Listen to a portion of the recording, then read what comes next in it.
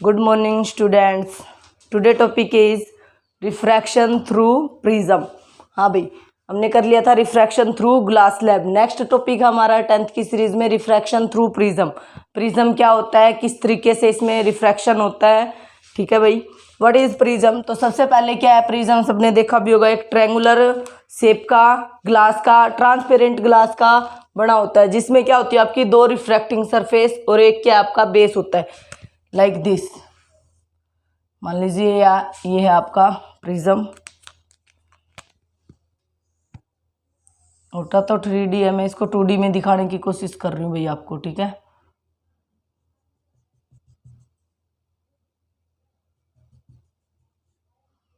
A B C D E F ये हमने मान ली। ये क्या है आपकी ए बी, क्या है आपकी रिफ्रैक्टिंग सरफेस है, और ये AC भी क्या है आपकी ये वाली इधर वाला सरफेस रिफ्रैक्टिंग सरफेस। एक तो ये वाला रिफ्रैक्टिंग सरफेस है, एक ये वाला, ये क्या है रिफ्रैक्टिंग एज। इसको क्या कहोगे भाई, रिफ्रैक्टिंग एज, ठीक है। ये वाला क्या है, ये जो नीचे वाला है BECB, ये क्या है आपका बेस है, ठीक है। तो प्रिज्म क्या है भाई, prism is made up of a transparent glass which are bounded by two refracting surface and one is a base. देखो दो रिफ्रैक्टिंग सरफेस है और एक क्या आपका बेस है। तो prism is a transparent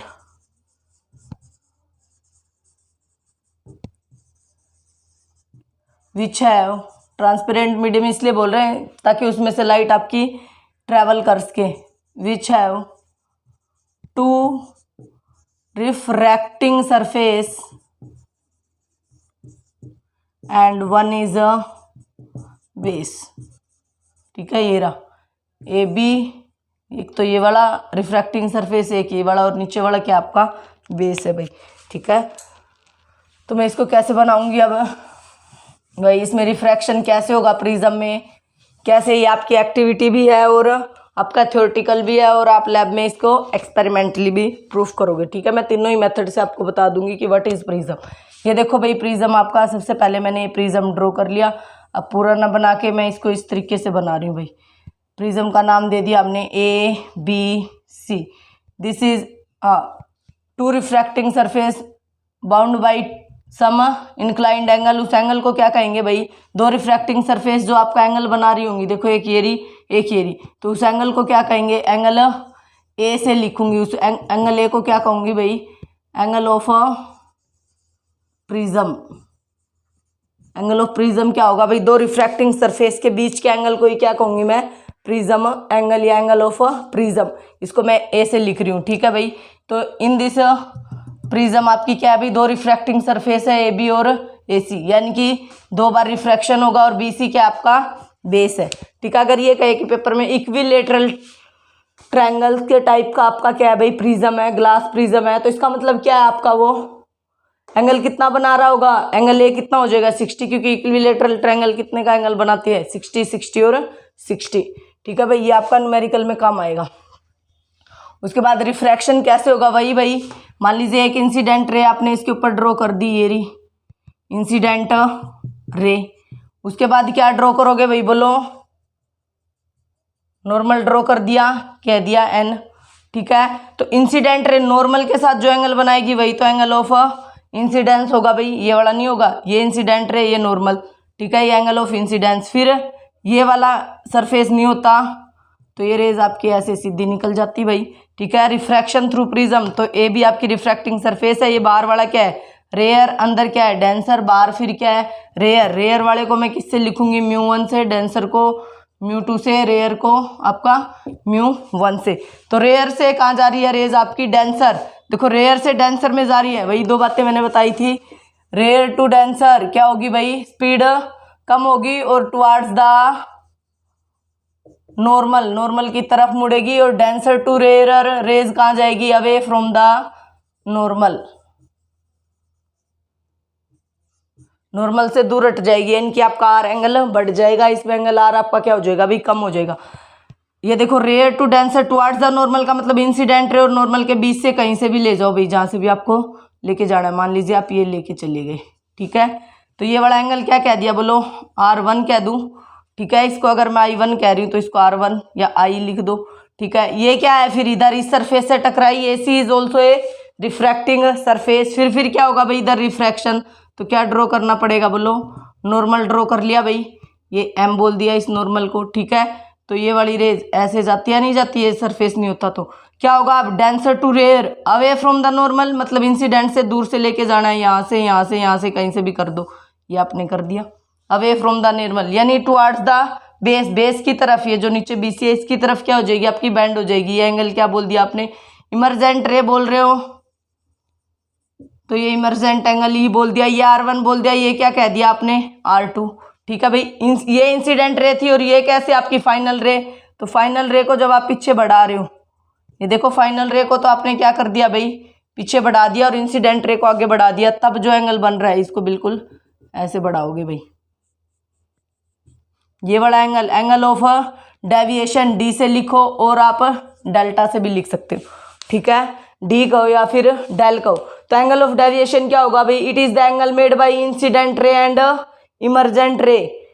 incident ray और इमरजेंट रे के बीच के एंगल को ही क्या कहा है आपने, एंगल ऑफ डेविएशन। ए क्या एंगल ऑफ प्रिज्म, I क्या एंगल ऑफ इंसिडेंस, E क्या angle of emergent, R1 R2 क्या है एंगल ऑफ रिफ्रैक्शन। अगर मैं इधर I1 इधर R1 मानती तो इधर I2 इधर R2 इज इक्वल्स टू आपका फिर ये E हो जाता।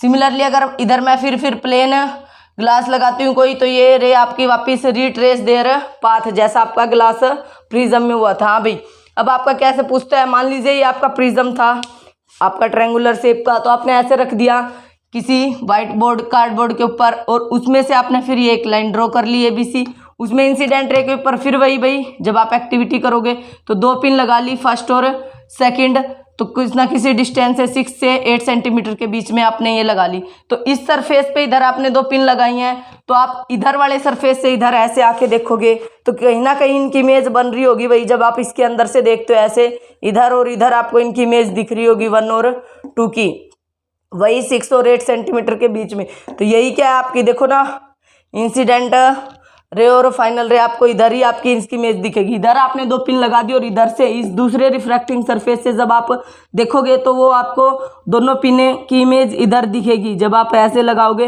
और ये फाइनल रेज इसको कंप्लीट करोगे डायग्राम को, तो आपको ऐसा ही दिख रहा होगा, ठीक है भाई। इसमें क्या लिखूंगी फिर वही, AB is refracting surface, refraction is take place at point N rare to denser. इधर भी क्या है भाई, AC is also a refracting surface, refraction is take place at point M, denser to rare, इसलिए away from the normal. But इसमें जो आपका main result रहता है भाई, relation between this angle of prism plus angle of deviation D का और delta कह दो is equals to angle of incident I plus angle of emergent E। इन चारों में ये रिलेशन है भाई, आपको ये याद रखना है डायरेक्ट। कहाँ से आया, angle A plus angle D angle I plus E, इसका डेरिवेशन आपका 12th में आता है, तो वहाँ जाके आप मेरी सीरीज पढ़ी है चाहे तो देख सकते हो, अदरवाइज आपको कोई ज़रूरत नहीं है। 10th तक आपको जस्ट याद रखना है एंगल A और एंगल ऑफ डेविएशन का अगर सम करते हैं तो किसके इक्वल आता है भाई, एंगल I और एंगल E। और एंगल D किसके भी इक्वल है भाई, R1 प्लस R2 किसके इक्वल है, R1 प्लस R2 के भी इक्वल होगा। ये जो एंगल ऑफ डेविएशन है इन दोनों एंगल के सम के भी इक्वल होगा आपका, ठीक है, ये भी याद रख सकते हो। अब पेपर में 4 एंगल है भाई, A, D, I और E। A को क्या कहा आपने, एंगल ऑफ प्रिज्म, D क्या है, एंगल ऑफ डेविएशन, I क्या है, एंगल ऑफ इंसिडेंस, E क्या है, एंगल ऑफ इमरजेंट। तो ये वाली बात आप अलग से लिख के भी आओगे। आपका पेपर में आता है रिफ्रैक्शन थ्रू प्रिज्म, तो आप ये वाला डायग्राम बनाओगे प्लस ये वाला रिजल्ट लिखोगे। ये लिखोगे कि AB and AC are refracting surface and AP पे आपका रिफ्रैक्शन हुआ रेयर टू डेंसर, फिर AC पे फिर हुआ denser to rare, that's why आपकी ये डायग्राम बन गया। कई बार ये पूरा ना पूछ के आपको सिर्फ और सिर्फ ये वाला डायग्राम बना देंगे भाई, ये इंसिडेंट रे इसके ऊपर फॉल हो रही है, कहेंगे कंप्लीट द डायग्राम। तो डायग्राम को कंप्लीट करना है तो बाहर क्या होता है रेयर, अंदर क्या होता है डेंसर, बाहर क्या होता है रेयर। तो rare to denser towards the normal, इससे टुवार्ड्स कर दो, फिर अवे, अवे का मतलब इधर कर दो। अब जब आप सिंपल आपको कोई रूल पता ही ना हो और ये डायग्राम बनाना हो तो कैसे बनाओगे भाई, जैसे मैंने ग्लास लब में बताया था, ये इंसिडेंट रे इसके ऊपर उसके बाद रेयर टू डेंसर, ये देखो इंसिडेंट टुवर्ड्स द नॉर्मल, इधर फिर away from the normal, this bend और बेंड, देखो इंसिडेंट रे से थोड़ा बेंड करो फिर और बेंड करो, फिर उसके बाद ही क्या भाई आपका एक नॉर्मल इधर आएगा, एक नॉर्मल इधर आएगा, और ये एंगल आई और ये एंगल R1, ये एंगल R2 और ये एंगल E, और इसको पीछे बढ़ाने से ये एंगल क्या भाई D या डेल्टा, और ये एंगल क्या है आपका ABC। आपकी मर्जी, आप ऐसे बना रहे हो ऐसे बना रहे हो, कंप्लीट द डायग्राम। यही था, rare to denser, towards the normal, denser to rare, away from the normal. ठीक है, जनरली आपने देखो जो इंसिडेंट रे आई थी वो थोड़ी बैंड हुई फिर और बैंड हुई, इस तरीके से ही बना आपका। ठीक है, और ये आपका relation angle I plus angle A plus angle D या delta is equals to angle I plus angle E, तो 3 एंगल दे देगा भाई, फोर्थ पूछेगा। मान लीजिए इक्विलेटरल ट्रायंगल बोला उसने, ये कितना है आपका 60 डिग्री, एंगल आई बोल दिया 30 डिग्री, तो एंगल ई बोल दिया भाई इमर्जेंट, और ये आपकी 20 डिग्री से find out the angle of deviation delta या डी बताओ। तो डी निकालना है, डी को एक साइड बाकी को एक साइड, ए को उधर लेके जाओगे तो क्या हो जाएगा भाई, बोलो माइनस का हो जाएगा नहीं हो जाएगा, E minus of angle A. आई कितना है 30, ई कितना है भाई 20, ए कितना है भाई 60 डिग्री। हाँ, तो ये आप माइनस में नहीं आएगा भाई, आप इस तरीके से मानो, मान लीजिए आपने ये आपका 40 बोल दिया, ये 40 डिग्री एंगल है और ये कितना है आपका 30 डिग्री, तो ये आपका 40 है और ये कितना है भाई 30, और ये कितना है 60, कितना आ गया एंगल ऑफ डेविएशन 10 डिग्री। ठीक है भाई, एक प्रिज्म में सिर्फ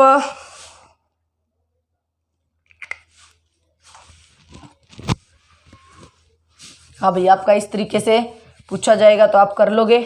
ठीक है, 3 एंगल दे देगा कोई, क्या पता आई ना दे, डी ना दे के आप R1 और R2 दे दे रिफ्रैक्टिंग एंगल, तो उन दोनों का सम भी क्या आएगा आपका डी के ही इक्वल होगा। ठीक है, इसके अलावा जब जैसे जैसे आप इंसिडेंस एंगल बढ़ाते हो वैसे वैसे ही क्या है भाई आपका, जैसे जैसे इंसिडेंस एंगल बढ़ाते हो इमर्जेंट एंगल क्या है आपका और कम होता चला जाता है, और एक मिनिमम स्टेज पे एंगल ऑफ डेविएशन, जैसे जैसे आप incident ray बढ़ाओगे angle of deviation क्या होता चला जाएगा, कम होता चला जाएगा, एक किसी वैल्यू पे मिनिमम हो जाएगा, उसके बाद भी अगर आप इंसिडेंस एंगल बढ़ा रहे हो तो ये बढ़ना स्टार्ट हो जाएगा, उसी को एंगल ऑफ मिनिमम डेविएशन कह देंगे। ठीक है, तो वो आपका अभी नहीं है, तो एंगल ऑफ डी को कैसे डिफाइन करोगे भाई, it is the angle between incident ray and emergent रे, बस इतना ही लिखना है। तो एंगल रिफ्रैक्शन थ्रू प्रिज्म आए तो आप डायग्राम बना दो, और आपका ये रिलेशन आपको याद होना चाहिए, उसके बाद कैसे हुआ है वो आपको याद होना चाहिए। हाँ भाई, उसके बाद आता है आपका डिस्पर्जन ऑफ लाइट, इसमें ही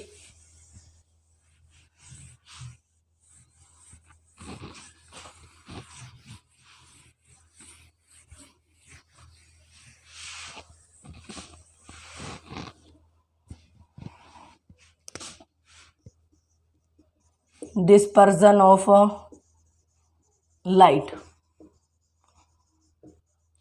क्या आपका मान लीजिए कोई प्रिज्म है आपका, ये रहा वही A B C, A B और ए सी रिफ्रैक्टिंग सरफेस है, बी सी क्या आपका बेस है, तो इसमें डिस्पर्जन ऑफ लाइट कैसे होगा भाई, मान लीजिए कोई आपने इंसिडेंट रे करी, कौन सी लाइट आपकी बार है वाइट लाइट, एक टाइप का फिनोमिना है भाई, जैसे ही आप ग्लास प्रिज्म के ऊपर व्हाइट लाइट डालते हो, यानी कि आपके घर में जो आपकी विंडो है उसके पास अगर आप प्रिज्म को रखते हो तो उसके ऊपर जैसे ही आपकी व्हाइट लाइट पड़ती है तो यहाँ आपको क्या दिखता है 7 कलर्स का एक स्पेक्ट्रम दिखता है। या फिर आफ्टर रेन के बारिश के बाद क्या आप अगर सन आपके बैकवर्ड डायरेक्शन में है तो 7 कलर का एक स्पेक्ट्रम जिसको आप इंद्रधनुष बोलते हो, रेनबो बोलते हो, वो दिखता है ना। वो किसके कारण होता है भाई, रिफ्रैक्शन के कारण ही होता है, क्योंकि उसके ऊपर जैसे ही व्हाइट लाइट पड़ती है वो 7 कलर में टूट जाता है। इस फिनोमिना को क्या बोलते हैं, डिस्पर्जन ऑफ लाइट, डिस्पर्ज होना फैलना। तो व्हाइट लाइट तो क्या है भाई dispersion of light, it is the phenomena of splitting of white light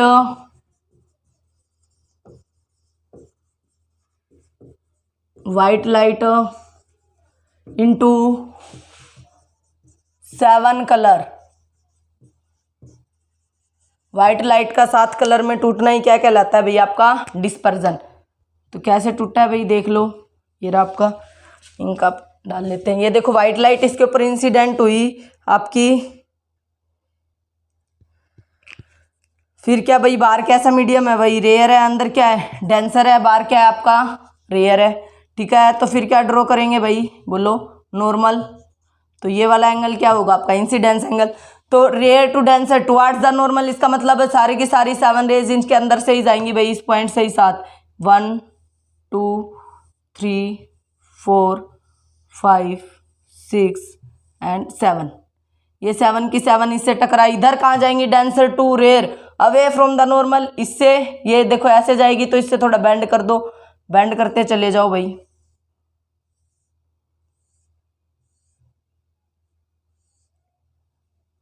बाहर रेयर पड़ा है ना, ये रहा, 7 कलर में टूट गई आपकी, 2 3 4 5 6 एंड 7। VIBGYOR, VIBGYOR. इसी को आप क्या बोलते हो भाई, विबग्योर, विबग्योर। वी से क्या है आपकी वोयलेट, आई से क्या है आपका इंडिगो, बी से क्या है आपका ब्लू, जी से क्या है आपका ग्रीन, वाई से क्या है आपका येलो, ओ से क्या है ऑरेंज, आर से क्या है रेड। तो विबग्योर इस तरीके से आपके 7 कलर में टूट गई। देखो भाई, अगर आप ये इंसिडेंट रे है, इससे देखो ये बेंड होगी, इससे अवे होगी, हर एक इससे क्या हो रही है, अवे हो रही है, away from the normal, denser to rare, away from the normal. तो 7 कलर में टूट गई। इसी को क्या बोल रहे हो आप, डिस्पर्जन ऑफ लाइट। तो ये dispersion of light in this direction, wavelength क्या हो रही है आपकी, बोलो इंक्रीज। तो वोयलेट की क्या है वेवलेंथ सबसे कम है, और रेड की क्या है भाई सबसे ज्यादा है। इधर जा रहे हो वेवलेंथ इंक्रीज हो रही है, फ्रीक्वेंसी क्या होगी भाई इन दिस डायरेक्शन डिक्रीज। क्यों भाई, स्पीड क्या होती है बोलो, डिस्टेंस अपॉन टाइम होता है, नहीं होता। डिस्टेंस को इधर लैम्डा से लिखा है, 1 टाइम क्या होता है फ्रीक्वेंसी, और स्पीड कहाँ है यहाँ सी बोल दे। Speed of light, white light की कितनी होती है, सी होती है, लैम्डा इंटू एफ। तो लैम्डा क्या है बोलो, C/F। तो इनवर्सली प्रोपोर्शनल टू फ्रीक्वेंसी है ना, अगर लैम्डा ज्यादा होगा तो फ्रीक्वेंसी क्या होगी भाई कम। तो V से R की तरफ जब आप जा रहे हो इन दिस डायरेक्शन, तो वेवलेंथ क्या हो रही है आपकी इंक्रीज हो रही है, बढ़ रही है। ठीक है, और फ्रीक्वेंसी क्या हो रही है, डिक्रीज हो रही है। जो विबग्योर है उसकी वेवलेंथ रेंज है 400 से 700 नैनोमीटर, नैनोमीटर के टर्म में, या 3800 से 7800 आर्मस्ट्रॉन्ग बोल दो, एक ही बात है भाई। नैनो का मतलब है 10⁻⁹ मीटर। तो 400 से 700 के बीच में है, तो इसकी मान लीजिए 400 से 430 के बीच में है, फिर ये 450 के आसपास, ये 500, ये 550, 600, 650, और ये लास्ट वाली 700।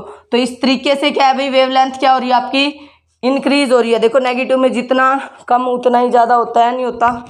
ठीक है भाई, तो विबग्योर इधर जैसे जैसे जा रहे हो आपकी वेवलेंथ क्या होती जा रही है इंक्रीज, और फ्रीक्वेंसी क्या होती है डिक्रीज। तो इसके पीछे कारण क्या है भाई, कॉज ऑफ डिस्पर्जन, कई बार पूछ लेता है कॉज ऑफ डिस्पर्जन, कारण क्या है डिस्पर्जन होने का। ये देखो भाई 7 कलर में टूट गए, तो इधर से इधर जा रहे हैं, वेवलेंथ क्या है भाई हर एक की, क्योंकि व्हाइट लाइट जो आपकी 7 कलर से बनी है, 7 कलर की क्या वेवलेंथ डिफरेंट है। देखो वेवलेंथ अगर डिफरेंट है तो स्पीड भी क्या होगी भाई अलग अलग होगी, या नहीं होगी, स्पीड भी क्या होगी, वेवलेंथ क्या है भाई चेंज हो रही है, वेवलेंथ चेंज हो रही है ड्यू टू विच, जिसके कारण क्या होगा भाई, if we go V/R, V से R की तरफ जा रहे हैं, वेवलेंथ क्या हो रही है चेंज हो रही है, वो क्या हो रही है आपकी इंक्रीज हो रही है। तो ड्यू टू विच स्पीड भी क्या होगी भाई, बोलो स्पीड क्या होगी भाई चेंज होगी। स्पीड चेंज होगी तो क्या होगी भाई, डिफरेंट रिफ्रैक्टिव इंडेक्स और स्पीड का रिलेशन था, यानी इनवर्सली थी, यानी जितनी ज्यादा स्पीड उतना ही रिफ्रैक्टिव इंडेक्स क्या कम। याद करो sin I by sin R, μ1 by μ2, और λ2 बाई λ1, सॉरी μ2 बाई μ1, यहाँ ही है तो इसका रिफ्रैक्टिव इंडेक्स नीचे, तो वेवलेंथ तो जो है उसके साथ उसी की आएगी, और वेलोसिटी भी उसकी खुद की आएगी। देखो ना वेवलेंथ और इसका या वेलोसिटी और रिफ्रैक्टिव इंडेक्स का इनवर्सली रिलेशन है या नहीं है। ठीक है, जिसके कारण क्या होगी भाई स्पीड चेंज होगी, और स्पीड चेंज होने की वजह से ही क्या हो रहा है, away from the normal, rays कहाँ जा रही है भाई, away from the normal. Away from the normal का हो या डिफरेंट स्पीड से आएंगी, डिफरेंट स्पीड से आ रही हैं, तो हर एक में ही क्या होगी भाई डिफरेंट टाइप का क्या होगा रिफ्रैक्शन अलग अलग पॉइंट पे होगा या नहीं होगा, refracted along different path, diffraction भी फिर अलोंग पाथ के अलोंग डिफरेंट पाथ, पाथ भी फिर उनका डिफरेंट होगा, ये वाली इधर आई है इधर बैंड होगी, ये वाली इधर इधर, फिर क्या है उसी हिसाब से जिस हिसाब से इनकी स्पीड और वेवलेंथ चेंज हो रहे हैं उसी हिसाब से ये क्या है भाई आपकी 7 कलर में टूट रही है। इसी को क्या बोल रहे हैं, डिस्पर्जन ऑफ लाइट। डिस्पर्जन होने का कारण क्या है भाई, क्योंकि different colour have different wavelength due to which they have different speed and they produce different refraction, अलग अलग टाइप से रिफ्रैक्शन होगा, इसलिए साथ के साथ अलग अलग उसमें ही आएंगे। तो एक वाइट लाइट डालने से 7 कलर में टूट गई, वो किस में भाई, विबग्योर। तो वी का क्या है भाई, वी क्या है, वेवलेंथ वी की क्या है, मिनिमम है, और आर की वेवलेंथ क्या है भाई, मैक्सिमम है। तो जिसकी वेवलेंथ मिनिमम तो उसका डेविएशन क्या भाई, डेविएशन क्या होगा, आप देखो ना डेविएशन क्या होता है, एंगल ऑफ डेविएशन। इसको पीछे बढ़ाओ, एक इसको बढ़ाओ, एक इसको बढ़ाओ, तो क्या है आर की वेवलेंथ मैक्सिमम है, तो देखो एंगल ऑफ डेविएशन ये है, इसका ये है। सिमिलरली जब इसका बढ़ाएंगे तो इतना बड़ा बनेगा या नहीं बनेगा। तो कहने का मतलब जिसकी वेवलेंथ कम है उसका ही डेविएशन क्या है, सबसे ज़्यादा है। तो वॉयलेट का डेविएशन क्या होगा भाई, मैक्सिमम होगा, और रेड की वेवलेंथ मैक्सिमम है तो डेविएशन क्या होगा भाई, मिनिमम। डेविएशन का मतलब फैलाव, डेविएट होना, फैलाव होना, डिस्पर्स, वही सबसे क्या होगी भाई, कम होगी। तो रेड क्या है, सबसे कम डिस्पर्स होती है, इसलिए तो जो रेड सिग्नल्स हैं वो जो भी आपके डेंजर सिग्नल्स है किस कलर के बनाए जाते हैं, रेड के, ताकि आपको दूर से ही नजर आ जाए। रेड कलर आपका डिस्पर्स नहीं होगा, फैलेगा नहीं, दूर से ही दिख जाएगा। और जो आपका स्काई होता है वो ब्लू के होता है, ब्लू कलर क्या है आपका, उसमें डिस्पर्जन क्या है, मैक्सिमम है, तो जिसके कारण हर जगह ही आपको ब्लू कलर नजर आता है। ठीक है भाई, तो यही क्या था आपका dispersion of light. It is the phenomena of splitting of white light into 7 colour में टूटना ही क्या कहलाता है, डिस्पर्जन। कैसे हुआ भाई, रेयर से डेंसर क्या होगा, टुवर्ड्स द नॉर्मल। तो इसका मतलब ये 7 कलर में इधर टूटेगी, फिर उसके बाद इधर एक स्पेक्ट्रम बनाएगी, इसी को क्या कहेंगे भाई, light of spectrum, VIBGYOR, VIBGYOR। V का मतलब क्या है, आई का मतलब क्या है, इधर जब आप जैसे जा रहे हो वी से आर की तरफ तो वेवलेंथ क्या हो रही है, इंक्रीज, मतलब फ्रीक्वेंसी क्या हो रही है, डिक्रीज। तो स्पीड भी देख लो क्या होगी भाई, स्पीड तो क्या आपकी इसी से चली रही है। तो अगर जिसकी वेवलेंथ एक वेवलेंथ के अकॉर्डिंग एक ही तो स्पीड आएगी ना। अब मान लीजिए इसकी वेवलेंथ अलग है तो फ्रीक्वेंसी भी उसी हिसाब से होगी, तो स्पीड भी आपकी डिफरेंट आएगी। डिफरेंट वेवलेंथ है और डिफरेंट स्पीड, जिसके कारण क्या ये साथ के साथ कलर में टूट रही है, ये इसके पीछे का कारण था। सिमिलरली आपका न्यूमेरिकल आएगा तो आप इस तरीके से कर सकते हो भाई। नेक्स्ट इसमें क्वेश्चन कैसे पूछता है भाई, अब यही था आपका 7 कलर में टूट रहा था, इधर ही उसने एक क्या रख दिया, एक्टिविटी है आपकी एनसीईआरटी में,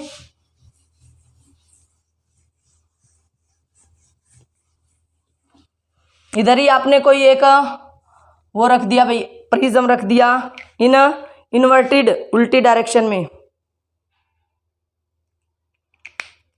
ये जो आपकी व्हाइट लाइट आ रही थी इधर उसने क्या किया भाई, एक प्रिज्म रख दिया, सेम आइडेंटिकल प्रिज्म।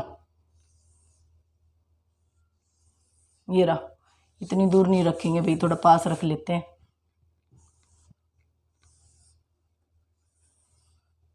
तो क्या होगा भाई, देखो इधर व्हाइट लाइट डाली थी, 7 कलर में टूट गई, तो ये सातों के सातों कलर इस पे क्या होंगे बोलो, इधर इसके साथ इससे टकराएंगे, ये भाई इसके ऊपर फॉल होंगी ये 7 की 7 रेस। हम 7 का 7 नहीं बना रहे, एक वी को लेके चल रहे हैं और एक आर को लेके चल रहे हैं। तो क्या होगी भाई बोलो, बार क्या रेयर है, डेंसर है, रेयर है, यहाँ भी रेयर है, बीच में डेंसर है, और इधर क्या है आपका फिर रेयर है। तो क्या होगा बोलो, रेयर टू डेंसर, डेंसर में जा रहे हैं टुवर्ड्स द नॉर्मल। तो टुवर्ड्स द नॉर्मल जब मैं इसके अंदर नॉर्मल ड्रॉ करूंगी तो क्या हो जाएगा, देखो भाई ये अंदर आई थी, इधर से बैंड होगी, फिर कहाँ जाएंगी बोलो, इधर इस तरीके से किसी एक पॉइंट पे आपकी मीट कर जाएंगी भाई। ठीक है, ये रहा।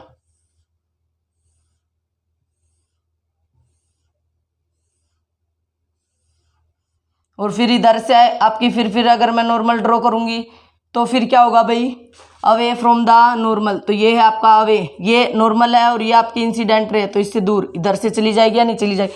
जस्ट इसका ही रिवर्स है, देखो ना, अगर आप इसको ऐसे करके इसकी बजाय आप इसको ऐसे पलट के रख दोगे तो यही वाला डायग्राम आपको ऐसे दिखेगा या नहीं दिखेगा, जस्ट इसकी मिरर इमेज ही तो है। देखो भाई ये incident ray towards the normal, away from the normal, फिर rare to denser towards the normal, away denser to rare, away from the normal. Just इसका क्या हो जाएगा रिवर्स। तो इधर फिर आपको क्या दिखेगी भाई, वाइट लाइट। ठीक है, इसको लैंग्वेज में कैसे लिखोगे भाई, कई बार तो बोलता है कंप्लीट द डायग्राम। ये कहेगा कि कोई प्रिज्म है, उसमें से आपने व्हाइट लाइट डाली, तो आफ्टर रिफ्लेक्शन आपने एक और प्रिज्म ले लिया उसी के जैसा, और आपने उसको रिवर्स करके अपोजिट डायरेक्शन में यानी इन्वर्टिंग डायरेक्शन में आपने उसको रख दिया, तो फाइनल जो आपकी लाइट मिलेगी वो कैसी मिलेगी। एक तो आपकी किस की मिलेगी भाई, अगर व्हाइट डाली है तो व्हाइट मिलेगी, येलो डाली है तो येलो ही मिलेगी आपकी। ठीक है, तो किस तरीके से होगा वो आपने यहाँ बना के दिखा दिया। Denser to rare, rare to denser, वही लगेगा आपका। ठीक है, whip ग्योर।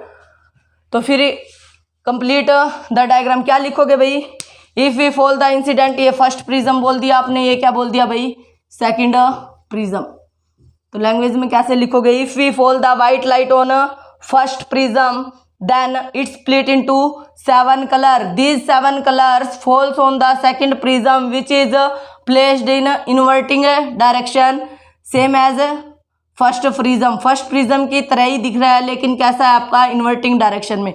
After passing through this all the rays, after passing through this second prism we will get final as a white light. आपको क्या मिलेगी भाई, व्हाइट लाइट ही मिलती है। ठीक है, तो यही वाली लैंग्वेज आपको लिख देनी है। और एक और आपकी एक्टिविटी है प्रिज्म से ही रिलेटेड बुक में, द मोस्ट ऑफ तो कंप्लीट द डायग्राम में पूछता है, या फिर क्या होगा, डिस्पर्जन क्या है, क्या इसके पीछे का कारण था। उसके बाद आप मान लीजिए आपकी ये थी भाई प्रिज्म है, इधर एक और एक्टिविटी है, यहाँ आपने कोई स्लिट लगा दी भाई।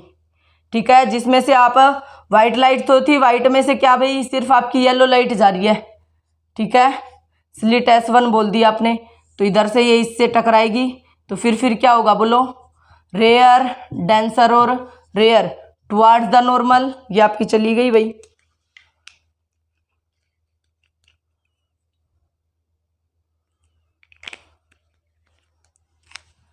फिर यहाँ से आप अवे फ्रॉम द नॉर्मल, फिर क्या कर रखा आपने, एक और प्रिज्म ऐसा ही लगा रखा, इधर एक स्लिट और लगा दी है S2, इधर इस तरीके से एक और प्रिज्म आपने इधर ये रख रखा है। फिर क्या होगा भाई, ये इसके ऊपर फॉल होगी, इधर क्या होगा बोलो, रेयर है, बार अंदर क्या है डेंसर, बार क्या रेयर, रेयर टू डेंसर बोलो टुवार्ड्स द नॉर्मल, तो नॉर्मल की तरफ इधर नॉर्मल आएगा, तो ये इधर इसके ऊपर आ गई। फिर इधर क्या है भाई, denser to rare, incident ray, फिर ये normal, away from the normal बोलो टुवार्ड्स द नॉर्मल या अवे फ्रॉम द नॉर्मल,